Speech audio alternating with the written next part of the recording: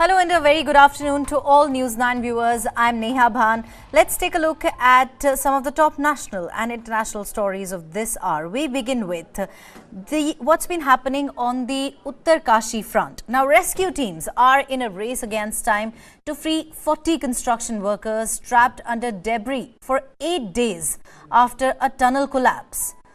Let's take a look at the latest developments on the rescue operations right on your screens.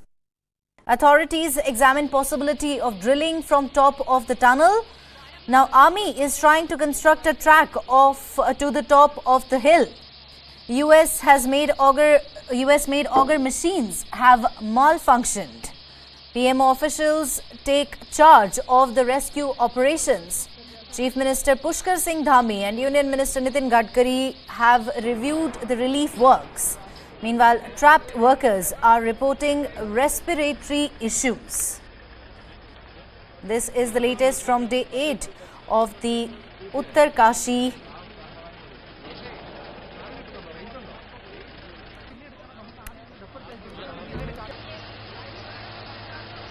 site, where in fact 40 construction workers are trapped.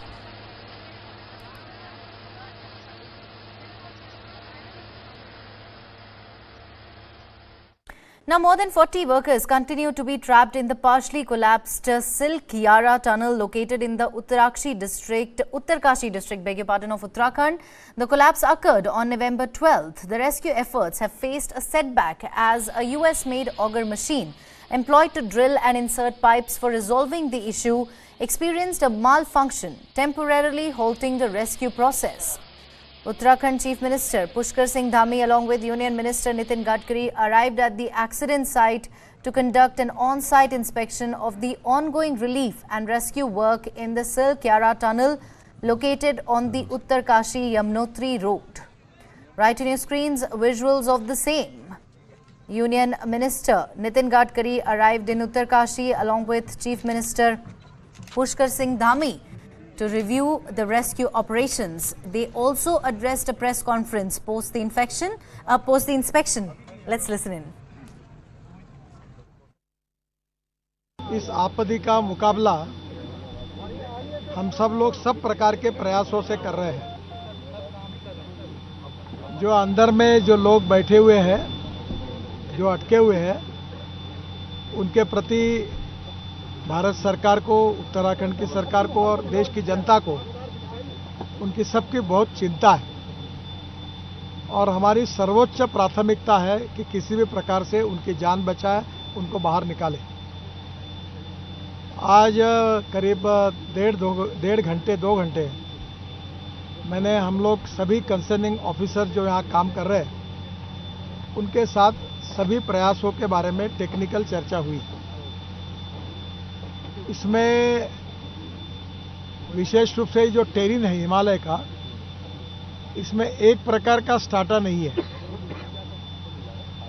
Geology में अलग अलग rock के लिए अलग अलग प्रकार का हार्डनेस होता है, जैसे talc, gypsum, calcite, apatite, orthoclase, spars, corundum, diamond.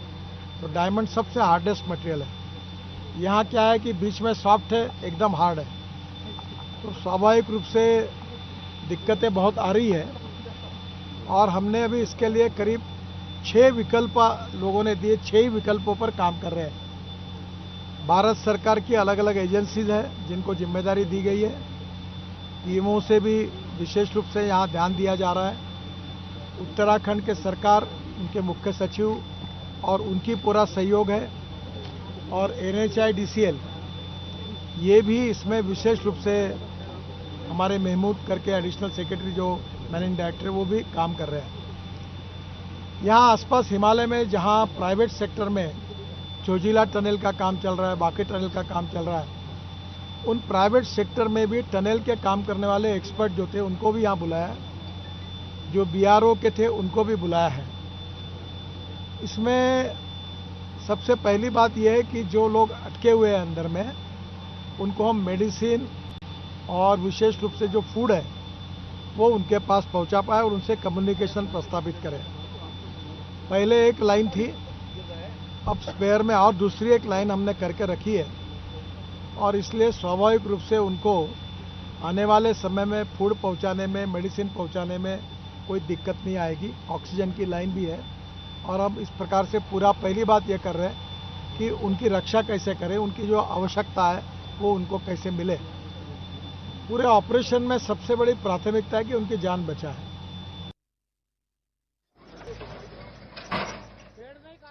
Now today is day 8 of the rescue operation.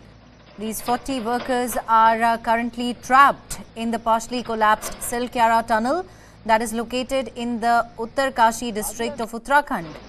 That was Union Minister Nitin Gadkari there informing the public about the state of the rescue operations. Chief Minister Pushkar Dhami also spoke with the media. Let's listen in. Last question sir, क्या escape tunnel का प्रावधान होना चाहिए था? अगर होना चाहिए था तो यहाँ पे एस्केप टनल क्यों नहीं? सर, ये एस्केप टनल वाली बात जो होती है इसको अलग से बात करिए। मैं इसका बहुत डिटेल में स्टडी कर चुका हूँ और अभी हमने जम्मू कश्मीर में ये जो ILFS ने टनल बनाई, कौन सी अपनी टनल हो जम्मू कश्मीर के जेडमोर नहीं, दूसरी अभी जो इसका उद्घाटन प्रधानमंत्री ने किया। हाँ, चिनानी निशानी, क्या नाम उसका? हाँ, चिनानी नशे। तो वो टनल में हमने एस्केप टनल बनाई है। अभी तक हिंदुस्तान में और वर्ल्ड में एस्केप टनल जहाँ बने उसका एक आधे बार यूज हुआ, कभी हुआ भी नहीं है। पर अब एक बात जरूर है कि इसके ऊपर ऐसी घटनाएं होती है, ये अनएक्सेप्टेबल है। अभी तक एक बार हुई थी, अब अचानक बीच में से गिर जाना।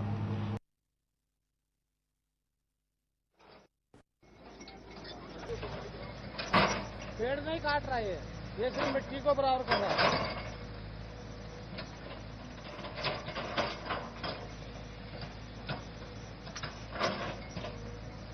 Also been set up to please the local deities for the safe evacuation of the stranded workers. Right on your screens, visuals of the same. It's been 8 days. The family members of the trapped workers also hoping for their safe return, along with the locals who have now set up a temple to please the local deity for the safe evacuation of the stranded workers. On Friday at approximately 2:45 p.m. while positioning the fifth pipe, a loud cracking sound emanated from the tunnel. In response to this, the NHIDCL released a statement late on Friday night announcing the suspension of the rescue operation. The Silkyara tunnel, spanning 4,531 meters, is an integral part of the Chardham project that is initiated by the Ministry of Road Transport and Highways. Its purpose is to connect the Gangotri and Yamunotri axis beneath the Reddy Pass area. Advanced machines have started to arrive at the Silkyara tunnel as rescue operations to bring out the stranded victims is underway. Remember, a part of the Silkyara tunnel collapsed in Uttarkashi on the 12th of November. Meanwhile, a new plan is being executed wherein 150 army soldiers are engaged and a track of about 320 meters is being constructed, and then 80 to 120 meters needs to be drilled. The Indian Army has now been tasked with constructing a track to the top of the hill so that the option of reaching out to trapped workers through vertical drilling can be availed. The Army will work on war footing for the construction of track, and they will have to cut trees wherever they come in the way. The trapped workers have been complaining of nausea and vomiting. This is according to reports, and even though food and oxygen is being supplied to them, respiratory issues continue to persist.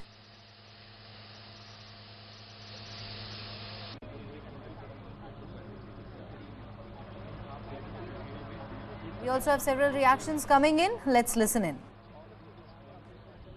अनविक number 922 है। और इस machine से क्या काम होगा? यहाँ पे pipe रोप के लिए आया है। पहाड़ के ऊपर से? नहीं, अंदर से। अंदर से जी। अंदर वाली जो 25 मीटर पाइप डली पड़ी है उसको और आगे बढ़ाने के लिए? नहीं तो ये शुरू होगा पहले से, ये उसका ऊपर से ही पाइप रोप होगा और ये सिर्फ मलबा रुकने के लिए। अच्छा, टनल के अंदर इस मशीन के जरिए पाइप को ड्रिल करोगे या मलबा रुकेगा? पाइप ड्रिल करके अंदर ही जाएगा। अच्छा। उसके बाद ग्राउंडिंग होगा, ग्राउंडिंग होने के बाद ये मलबा रुकेगा। लेंथी प्रोसेस है। अच्छा। वो तो अपना बंदालों को निकालने के लिए लगा हुआ है मशीन, ये टनल को सेव करने के लिए। आज तो नहीं हो पाएगा क्योंकि अंदर रेस्क्यू काम चल रहा है, वो खत्म होने के बाद शायद होगा। कहाँ से ये मशीन आई है? बेसिक कोडियाला, ऋषिकेश। जी, कहाँ पड़ता है? ऋषिकेश से मशीन आई है। ट्रैक बनाने के लिए काम दिया है, जो ट्रैक से ताकि हम ऊपर से वर्टिकल ड्रिलिंग कर सके। तो अभी मेरे पास जो मिशन है, मुझे ऊपर से ट्रैक बनाना है। हमें 300 अराउंड 320 मीटर्स का ट्रैक बनाना है और जिससे हमारी ड्रिलिंग मशीन जो ड्रिलिंग रिग है उसको हम ऊपर पहुंचा सकें। हमारा टारगेट है कि हमें कल सुबह 9 बजे तक इसको कंप्लीट करना है। हम कोशिश पूरी करेंगे कि हम जो स्तर पे काम उस हिसाब से कर रहे हैं कि हम उसको एटलीस्ट अंजाम दे सकें। इस तरह मेरी खुद की कंपनी है, हम अराउंड 150 लोग हैं। और फिर कितने पेड़ इसमें काटे जाएंगे? पेड़ काटेंगे, अभी हमने ऐसा आकलन नहीं किया है कि हमें पेड़ कितने काटने हैं। हम कोशिश करेंगे कि हमारी ट्रैक जिस एंगल पे हमें चाहिए वो हम बनाएं, अगर बीच में आएंगे तो हम काटेंगे। अल्टरनेट प्लान के बारे में जो मेरी जानकारी में है यही है कि भाई अभी जो हॉरिजॉन्टली हम लोग अंदर ट्राई कर रहे थे, जिसमें कि कई बार हम तो सफल भी हो रहे थे, कहीं पे रुक भी जा रहे थे, तो इस पे ये डिसीजन लिया गया कि भाई कुछ दूसरे ऑप्शन की तलाश किए गए। एक ही ऑप्शन के भरोसे नाराज है, तो इसमें ये हुआ कि हॉरिजॉन्टल के अलावा कुछ वर्टिकल ओपनिंग्स भी दी जाए इनको रेस्क्यू करने के लिए। उसमें एक ओपनिंग ये तिलक्यारा, जो टनल के ठीक ऊपर इन्होंने जिस स्पॉट को इनके सर्वेयरों ने आइडेंटिफाई या मार्क किया हुआ है, वो लिया हुआ है और वहां से बोरिंग करके एक प्रयास, एक होल किया जाएगा नीचे के लिए, जहां से कि वहां तक पहुंचा जाएगा। Now let's tell you about the rescue plan. What is the rescue plan? 5 options are being explored for rescue operations. Exploring the possibility of vertical drilling on tunnel top, excavating 2 escape tunnels on both sides of the tunnel, digging a tunnel from barcode side, continuing with pushing pipes via auger boring machine. Now drilling machine also may be brought from Netherlands. That is according to reports. What all agencies are involved in the process? Now Prime Minister's office has taken charge of the rescue operation. NDRF, BRO, SDRF, Indian Army among others are also involved in the operation. Now, IAS officer Neeraj Khairwal has been appointed as the nodal officer for the coordination. Let's also tell you the situation of these trapped workers. Now, some of these workers are feeling feverish and they are facing body aches. Officials have maintained no deterioration in their condition. Now, nuts, roasted chickpeas, popcorns and medicines are being sent to them via a pipe. Meanwhile, the medical experts have stated that respiratory issues continue to persist.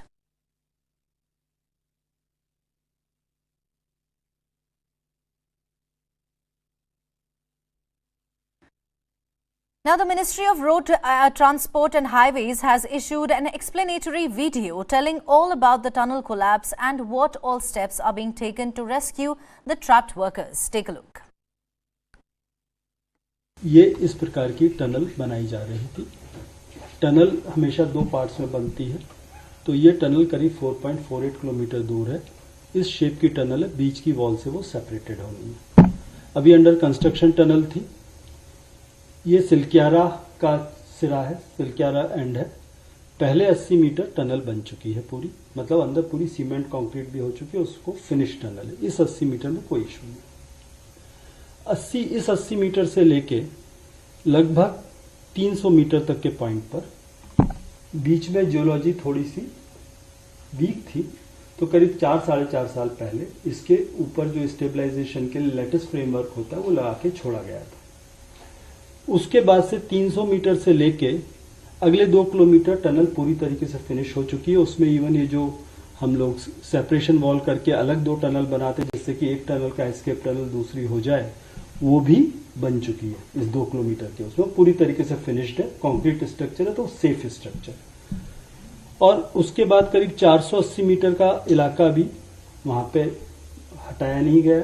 और उसके बाद करीब 1.7 kilometre की जो tunnel है वो भी उसकी फिनिशिंग स्टेज पर है, क्योंकि पिछले 4-4.5 साल से यहां पर कोई जमीन का मूवमेंट नहीं देखा गया था। सब जगह लेटेस्ट फ्रेमवर्क लगा के सेंसर्स लगाए जाते हैं, तो उस वजह से इन्होंने इस पे फाइनल फिनिश करने के लिए, कंक्रीटिंग करने के लिए कॉन्ट्रैक्टर्स जो हैं उन्होंने काम शुरू करने की बात की। तो उससे मक पूरी नीचे गिर गई, वो मूवमेंट हुआ उसमें, जबकि वो 4.5 साल से स्टेबल था। पर फॉर्चुनेटली, हालांकि पूरी घटना बहुत अनफॉर्चुनेट है, बट उसकी जो फॉर्चुनेट पार्ट है कि ये 2 किलोमीटर जो है ये पूरी तरीके से फिनिश टनल है, इसलिए इसमें जो है अदरवाइज कोई और खतरा नहीं। तो जितना जल्दी से जल्दी हम इनको निकालेंगे वो उतना अच्छी बात है। इस पर्टिकुलर पोर्शन में पानी का इंतजाम है, नल गया हुआ है, बिजली गई हुई है, तो बिजली पानी है। अब ये जो हमारी 4 इंच की पाइपलाइन है, उसके अलावा उनकी लाइफ सिक्योर करने के लिए, सामान और खाने का बेहतर ढंग से भेजने के लिए यहीं पर एक 6 इंच का पाइपलाइन, जिसकी कि लोकल मशीन्स अवेलेबल हैं, उस पर काम शुरू कर दिया है। पर इस पहाड़ के ऊपर जाने के लिए सड़क बनानी पड़ेगी।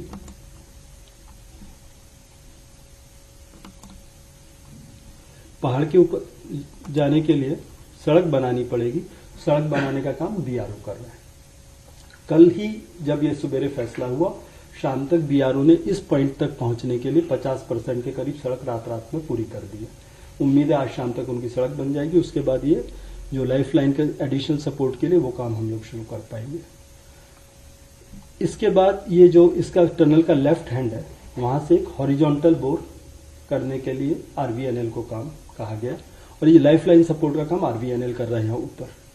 तो ये एक माइक्रो टनलिंग मशीन होती है, उसके थ्रू वो 170 मीटर दूर जगह है, वहां से वो अप्रोच करने की कोशिश कर रहे हैं। ये जो सो कॉल्ड अनसेफ इलाका था, हम लोगों ने साथ में सारे इंजीनियर्स के बैठ के कहा कि इसके कोई सॉल्यूशंस निकाले जाएं। तो एक टेक्निकल सॉल्यूशन निकाला है कि वहां एक कैनोपी क्रिएट कर दी जाए, जिससे कि वर्कर सेफ हो जाए। आर्मी के लोग भी वहां पहुंच गए हैं, और वो वहां पे एक सेफ पैसेज जो प्रीकास्ट कल्वर्ट्स का होता है वो क्रिएट कर रहे हैं। तो एक बार वो हो जाएगा और ये कैनोपी बन जाएगी, तो उसके बाद हम पाइप लाइन का काम पाइप के थ्रू दोबारा शुरू कर देंगे, और वो सक्सेसफुल हो गया तो बहुत रिलेटिवली जल्दी सफल हो सकता है। But that we are working in a very dangerous zone, उतना हमने रियलाइज करना है, इसीलिए बाकी ऑप्शंस पे हमने साथ के साथ काम शुरू कर दिया। Moving on now, as the ethnic strife in Manipur continues, 10 political parties have urged the state governor to initiate peace talks between the warring groups. Led by Congress leader O.I. Bobi Singh, the delegation emphasized the need for central intervention, specifically from Prime Minister Narendra Modi, in order to restore peace. The all-party group approached the governor, urging her to initiate peace talks.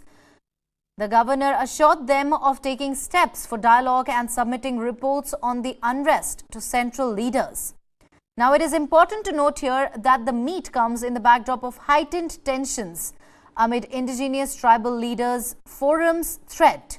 The delegation met the governor after ITLF, a frontal organization of Kuki-Zo tribes in Manipur, threatened to establish a self-governed separate administration in areas where tribes have a majority.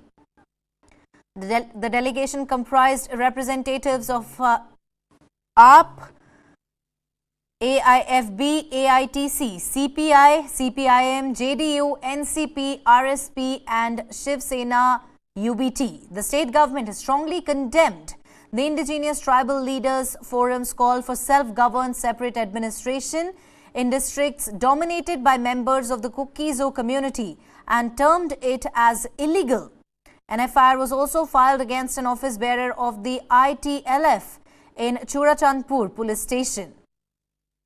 Now, in a historic moment, the Constitution of India will be published in Meitei Maik script. This landmark achievement not only promotes the Manipuri script, but also gives the speakers of Manipuri language a door to the Indian Constitution.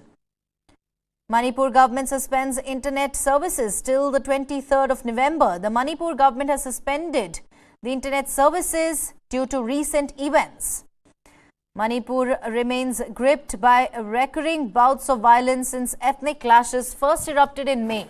More than 180 people have been killed since the violence erupted on the 3rd of May following the clashes between Meiteis and Kukis.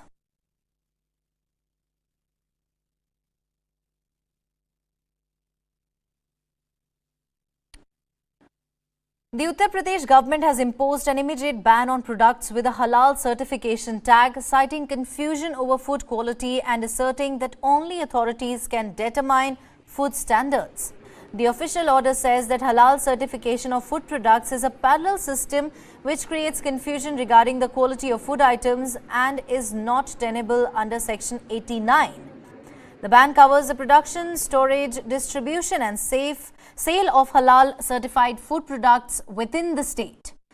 The government has emphasized upon the illegality of halal certification for medicines, medical devices and cosmetics, alleging a large-scale conspiracy to exploit religious sentiments and boost sales. The move follows a police case against entities providing forged halal certificates. The ban excludes products manufactured for export. Halal certification ensures adherence to Islamic dietary laws.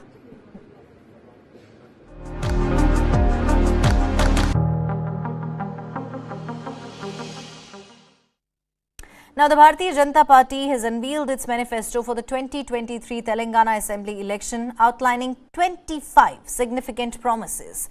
Among these commitments were the elimination of the 4% reservation for Muslims in the state, the proposal of a backward class chief minister, the provision of 4 free gas cylinders, measures to elevate the impact of high petrol and diesel prices, and the establishment of a non-resident Indian ministry aimed at assisting Telangana residents in other countries.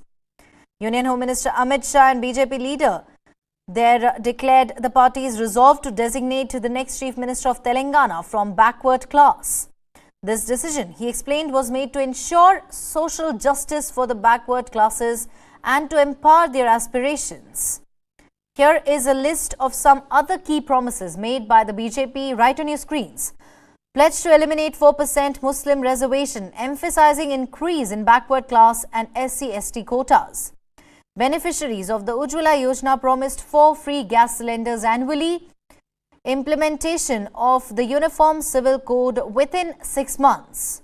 Fixed deposit of 2 lakh for the birth of a girl child and loans at 1% interest for women self-help groups. Hyderabad Liberation Day and Razakar Vibhishika Smriti Divas to be officially celebrated. Zero tolerance against corruption. BJP commits to reducing petrol and diesel prices by cutting VAT. Financial assistance of 2,500 per acre for farmers and benefits under Prime Minister Fasal Bima Yojana. Free laptops for those pursuing degree or professional courses. Employment for 2.5 million youth in the next 5 years.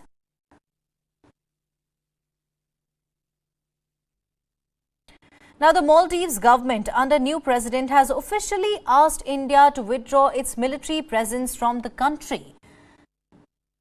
The president formally made the request when he met India's Union Minister Kiran Rijiju after his swearing-in ceremony. The withdrawal of foreign troops from, in fact, Maldives has been one of the key promises of the new president, and he had reiterated his resolve to do so in his first speech to the nation after being sworn in.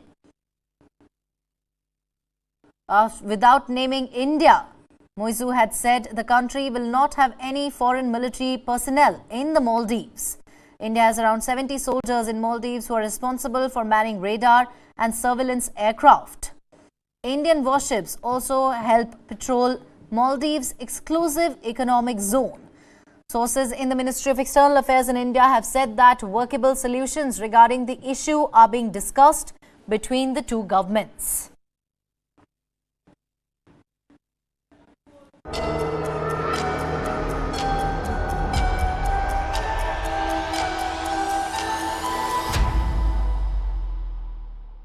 The following content may contain visuals that are disturbing, graphic, or sensitive in nature.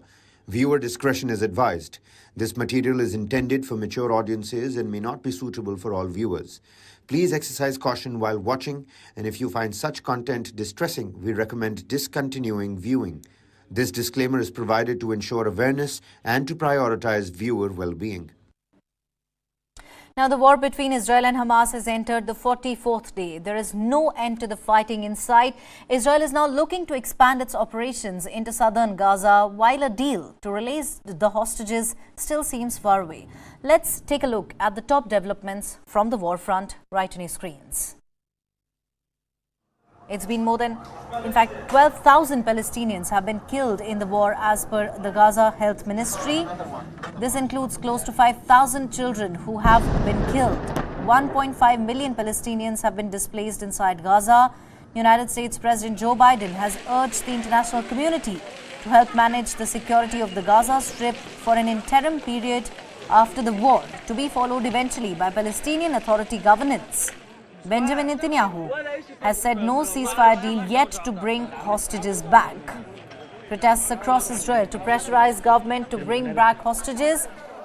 WHO officials say that Al-Shifa is now a quote-unquote death zone after finding mass grave at hospital entrance.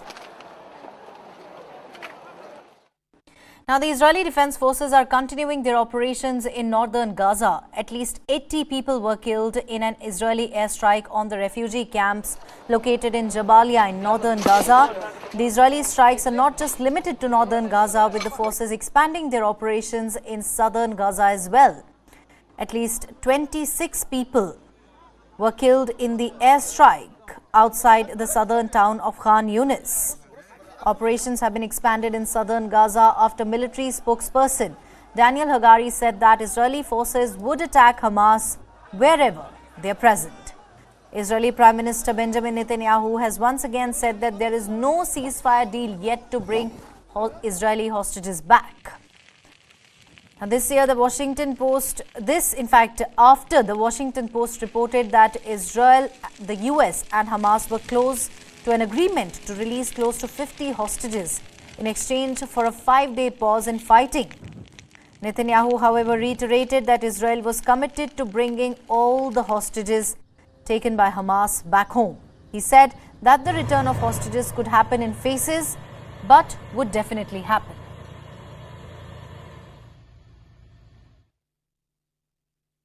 Even though Prime Minister Benjamin Netanyahu has said that the government will bring back the hostages held by Hamas, anger among people across Israel is growing over the delay. Thousands of people gathered at the renamed Hostages Square in front of the Tel Aviv Museum of Art to support the families demanding the return of their loved ones. The families of the 239 hostages are also planning to file a lawsuit demanding to bring back the hostages as soon as possible.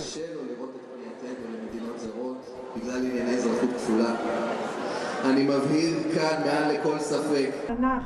שואל את השאלה שאני אשאל אתכם הערב. הנה כך, רוב בעלמא.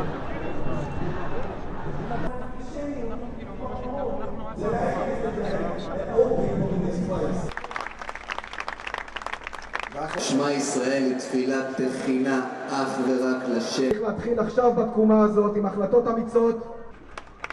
And yet the people of Israel שקשה לו לראות את פנייתנו למדינות זרות. In Jerusalem as well, thousands of people marched on the highway calling upon the Israeli government to do more in order to secure the release of the hostages held in captivity by Hamas.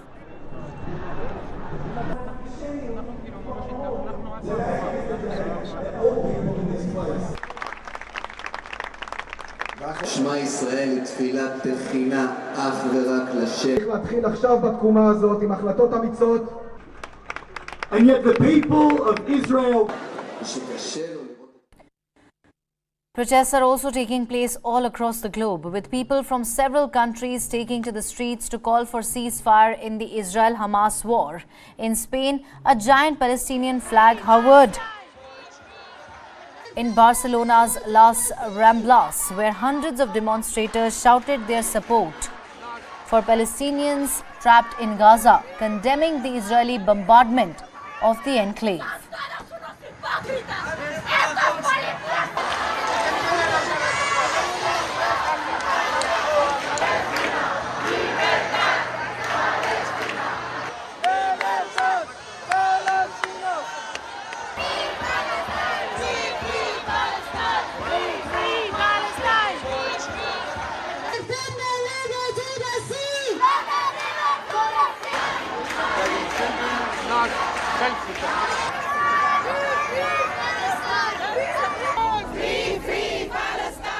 In Germany, pro-Palestinian marches were held in Berlin. About 2,500 protesters demanded a free Palestine in chants as they walked through the streets calling for Israel to stop the war on Gaza.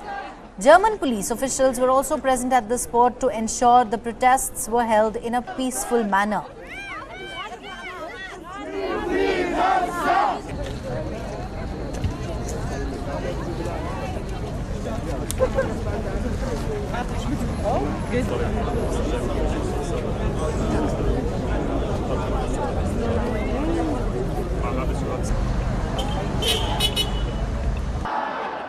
Pro-Palestinian protests also took place in London, with protesters waving Palestinian flags and placards as they marched in one of several protests held across the British capital. The protesters also demanded a ceasefire in the war.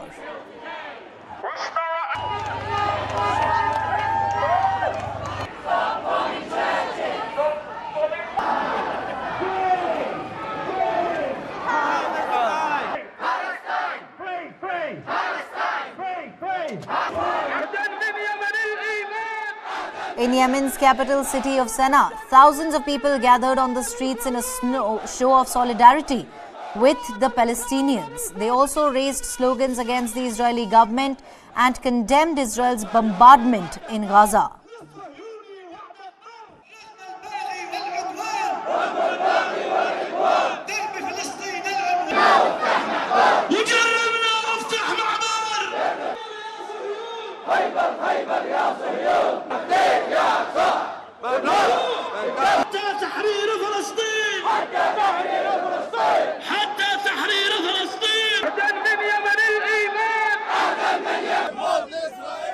In Bahrain's Zamorak city, people gathered in hundreds to condemn the Israeli action in Gaza and called for a ceasefire.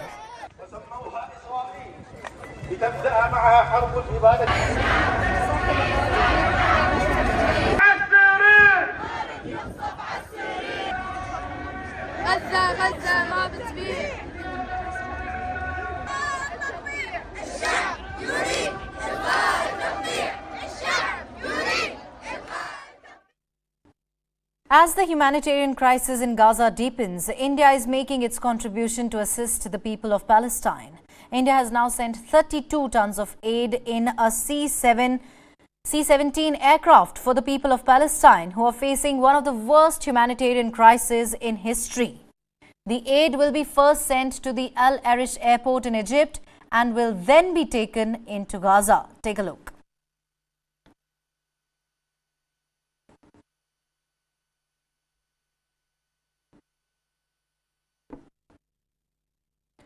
Israeli airstrikes killed dozens in South Gaza. Israel is warning Palestinians to relocate as it prepares for an assault on Hamas in southern Gaza, where at least 47 people were killed in Israeli strikes on residential blocks. Gaza's death toll rises to 12,300. Take a look. Gaza resident Iyad Zaim says his family had nothing to do with Hamas and had moved to the enclave south after Israel's military warned people to evacuate the north. On Saturday, he was mourning the loss, he said, of his aunt, her children and her grandchildren. That's after Israeli airstrikes on residential blocks in southern Gaza killed at least 47 Palestinians, according to medics. Looking at them, I don't know who to look at. They are too many. It is overwhelming. We don't know how to be sad anymore. Tears now barely come down. Having subdued Gaza's north, Israel is now warning civilians to relocate as it prepares for an assault on Hamas in the enclave's south.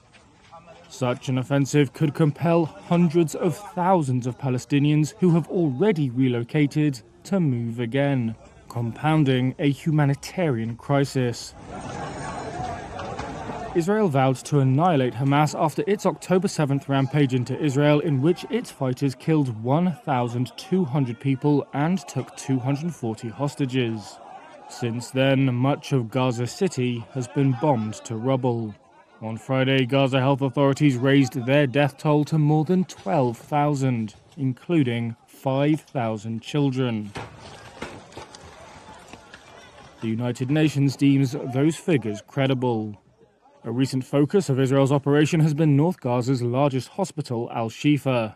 It claims the hospital sits above a vast Hamas bunker. Hamas and Al-Shifa have denied this. On Saturday, Palestinian officials and Israel's military gave conflicting accounts about evacuations of medical staff, patients and displaced people. Palestinian Health Minister Mael Kaila said all except about 125 of an estimated 1,000 to 1,500 war-wounded or sick patients had been forced to leave. She said among those that remained were 34 premature babies, along with 5 doctors and a few nurses. Palestinian health officials in Gaza said evacuees from Al-Shifa were facing treks along dangerous, bombed-out roads littered with dead bodies. The Israeli army denied the Palestinian accounts. In a statement, it said its forces at Al-Shifa had acceded to a request from the hospital's director to expand and assist in further voluntary evacuations via a secure route. It said doctors and medics could stay to support patients too weak to be evacuated. Gaza's Nasir Hospital faces a crisis with a surge in births, miscarriages and stillbirths during the conflict. A midwife highlights the strain on services, attributing the increased displacement. Look at this report. At the Nasser Hospital in southern Gaza, midwife Sama Keshta was in the middle of a 24-hour shift when she helped deliver twins to a mother who says she has been displaced after an airstrike destroyed her home. Keshta, herself 9 months pregnant when this footage was recorded in early November, says the war has severely strained hospital services for pregnant women and says she has seen increases in premature births, miscarriages, and stillbirths since the conflict began. In the days before the war, we used to have in a period of 24 hours between 15 to 20 births. Now, with the war, the number of births has increased to 35 to 40 cases in 24 hours, maybe more. And there's been cases of miscarriage and stillbirth, apart from the births. The number of cases has increased because the number of displaced people has increased. The situation has gotten worse and the work has increased. It's become too much for our capabilities. The director of the Maternity and Nursery Department, Walid Abu Hattab, told Reuters that the 50,000 pregnant women in Gaza are in a health crisis, a number confirmed by UN agencies. There's been a large increase in cases of miscarriage. When we compare it with the period before the war, we find that it has at least doubled, and therefore, unfortunately, there has been an increase in premature births.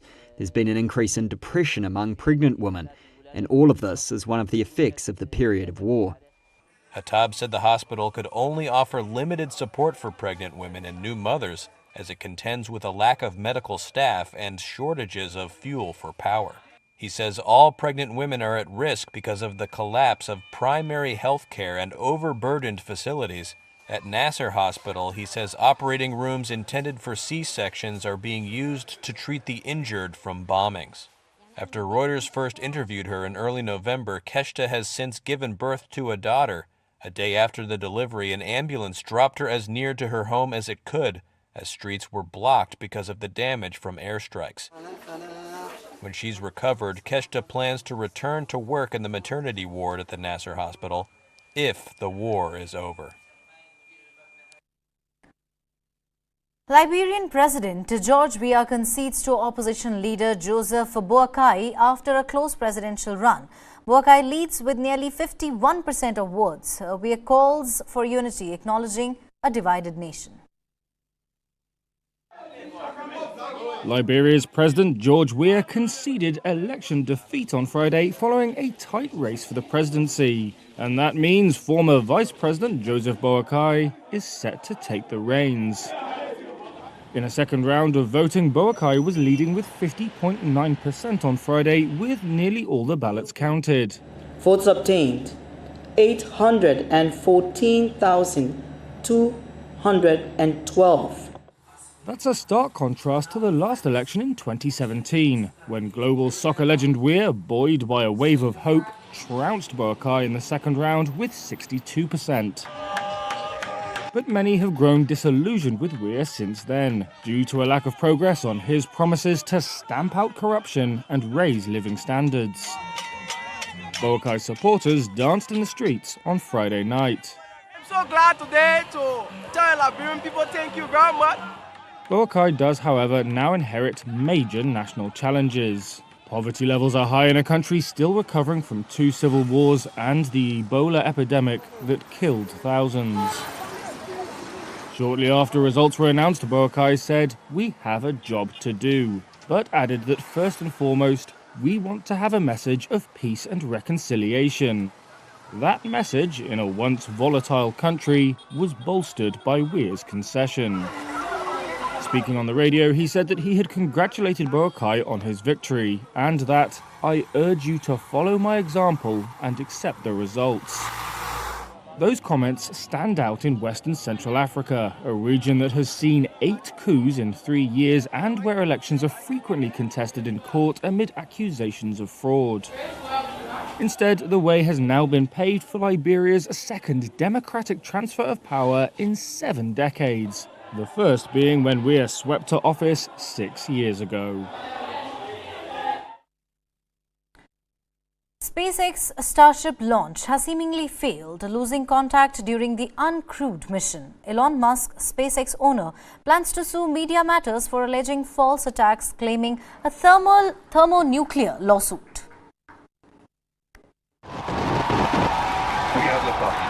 The launch of SpaceX's uncrewed Starship was presumed to have failed on Saturday after contact with the uncrewed spacecraft was lost. But SpaceX's owner, Elon Musk, has vowed to launch something else on Monday, legal action against a liberal media watchdog. Musk announced on his social media platform X, formerly known as Twitter, that he would bring a thermonuclear lawsuit against Media Matters for America for what he called a fraudulent attack on his company.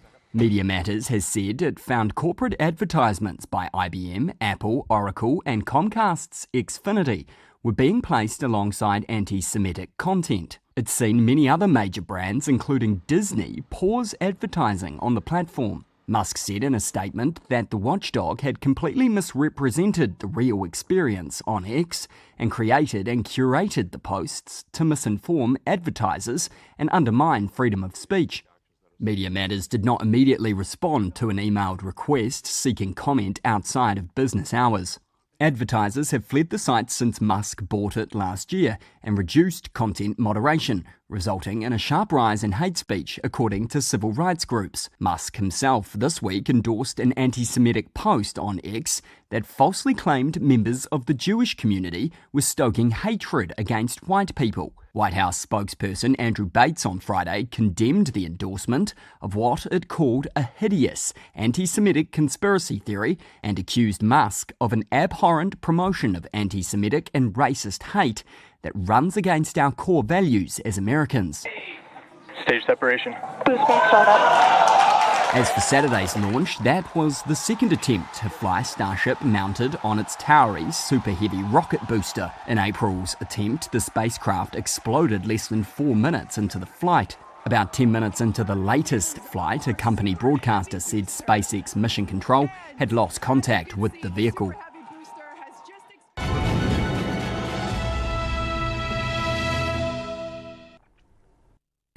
In Bolivia's Amazon, raging wildfires have now encroached upon nature reserves and indigenous communities, devastating wildlife and claiming numerous animal lives. Disturbing videos from local authorities depict the aftermath, revealing the loss of deer, rodents and diverse bird species due to carbon monoxide poisoning. In the village of Bibosi, volunteers battle the flames with water hoses, but the region's recent drought hampers firefighting efforts by diminishing river water levels. The Bolivian Environment Ministry reports over 96,686 fire outbreaks in November alone. Amidst the crisis, environmental activists in Bolivia's capital demand urgent measures to address the destructive fires.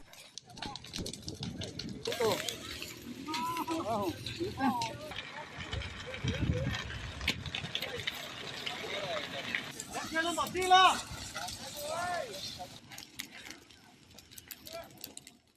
that's all we have in this edition of the Bulletin. Thank you very much for watching. Have a blessed day ahead. This is me, Neha, signing off.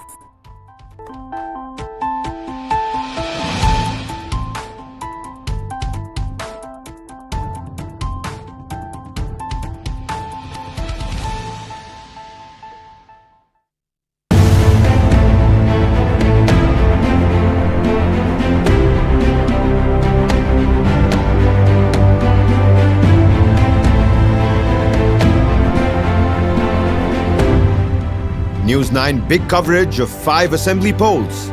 Mandate 2023.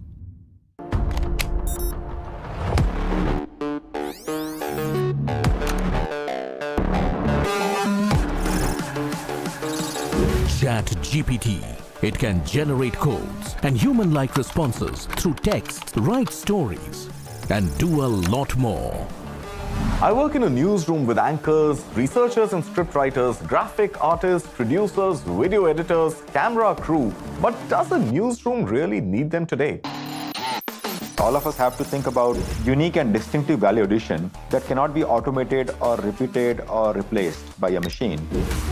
ChatGPT may kill many companies. A human has to be in the loop with an ability to control this. Dark Side of the Boom. Streaming now.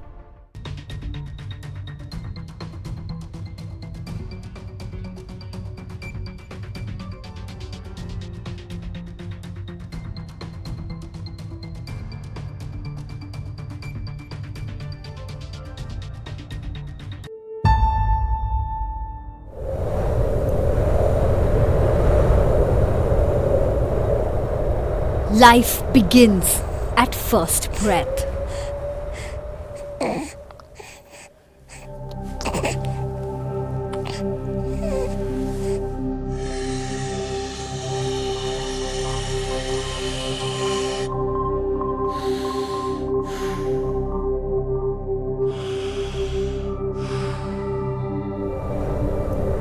We take a breath every 5 to 6 seconds.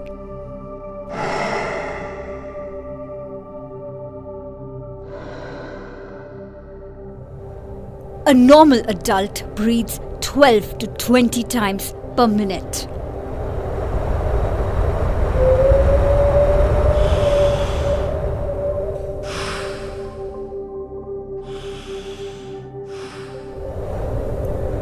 That's approximately 23,000 breaths in a day.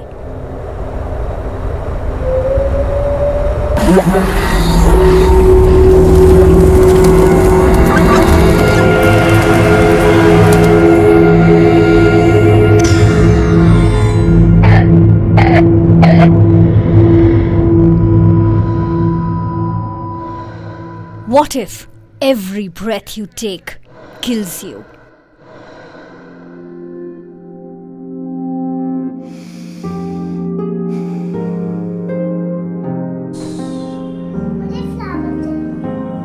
I'm Qazi Riaz. I'm originally from Nagina, which is in western part of Uttar Pradesh. I've been in Delhi for about 14 years. Wear your mask. Let's go out. Okay. चलो याया ने भी पहना है. Okay, good girl. Let's go. Come. Let's go. Like the immediate impact on their health is very visible on the very first day when the haze was there. Both the kids were infected and they had allergies. They can have ailments all throughout their life from this short exposure. That scares me even more because like right now they'll just get cured and we'll feel okay about it, but then these particles they get absorbed into your lungs, and some of them have carcinogenic properties as well.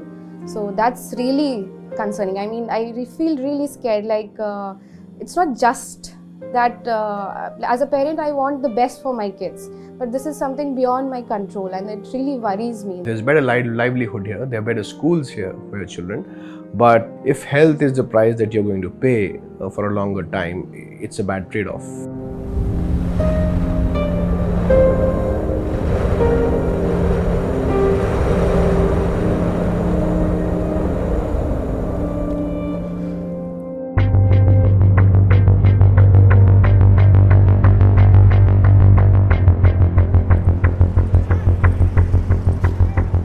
situation is quite alarming. Often we have said that this is almost like a health emergency, because this causes both short-term and long-term effects as far as not only the lung is concerned, but other parts of the body also.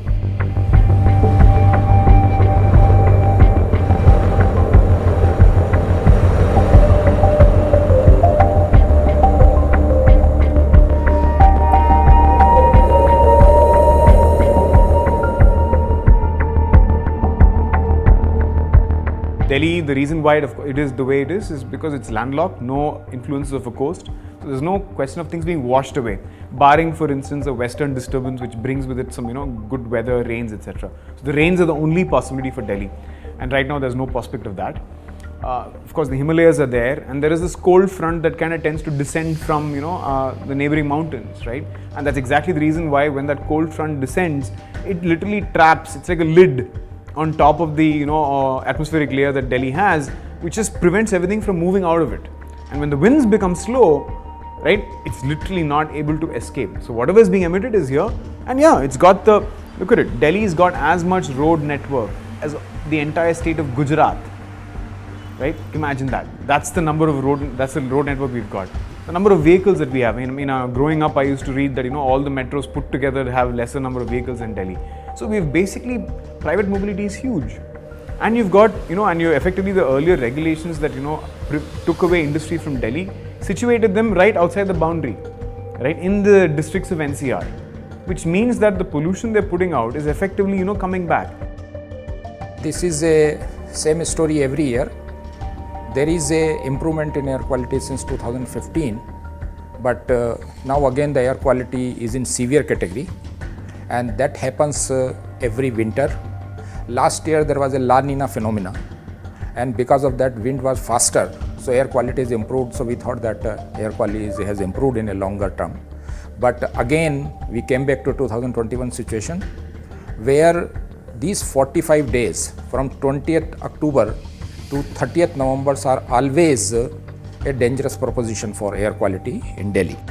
If you look at the fire count, which a lot of people are focusing on, the fires in Punjab, it's a lower level as compared to last year at the same time, cumulative as well as what would have happened in the same period last year, and yet the air quality is slightly worse than last year, and pretty much every other activity is probably at the same level or not. So which means that Met is that unknown entity, right? So the winds have gone calmer, right, and that boundary layer where the pollution mixes also come down, which means that it's not clearing as fast. So if you look at the pollutants that we see, we are looking at what we call various noxious gases, sulfur dioxide, nitrogen, oxides of nitrogen, ground level ozone, and we're also looking at particulate matter. So these, when we inhale these pollutants, they cause irritation in the lung, they cause inflammation in the lining of the lung, the bronchioles and the bronchi, and also cause some degree of constriction in these airways, leading to breathing difficulty, chest tightness, and worsening of your respiratory problem, because it can lead to fall in oxygen saturation. But it can also lead to higher chance of heart failure, heart diseases, and more data suggests that it can even lead to neurological problem like stroke. And there is also data which suggests that other organ involvement can also occur, because these small fine particulate matter go beyond the lung and enter the human circulation.